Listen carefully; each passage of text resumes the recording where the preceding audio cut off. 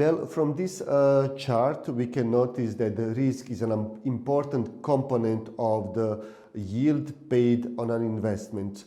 The higher the risk, the higher the associated potential yield should be. We spoke about that many times.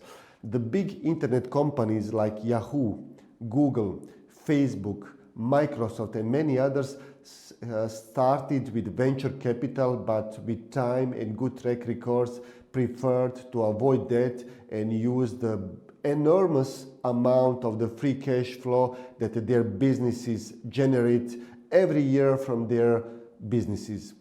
In contrary, small internet companies use higher debt to equity ratio. Construction companies, for example, use higher debt to equity ratios. So on this chart, you see the relationship between the expected yield and the risk. So let's see a few of them. Of course, the lowest possible risk, you can find the treasury bills issued by the Ministry of Finance, by the states. We call them risk-free, okay? And the yields, of course, is the minimum. Then you have some prime grade commercial paper from some really well noted companies by rating agencies, long-term government bonds, then you have corporate bonds, some loans, then you have medium grade corporate risks, then you have preferred stocks, which are less risky than the conservative common stocks, and finally at the end you can notice that we have speculative common stocks, which obviously have the highest yield. You see in percentage it goes up to 15%, at the same time the highest risk. This helps to conclude that the consequence of the risk is obviously the yield.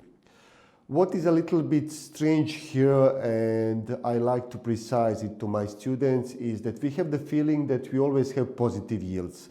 Whatever the risk of the security or financial instrument it is, from the treasury bills to the speculative common stocks. In reality, it's not the case. Yields can be positive, but can be negative as well. So on this chart, what is missing may be the negative side. So the same columns, but going down in red.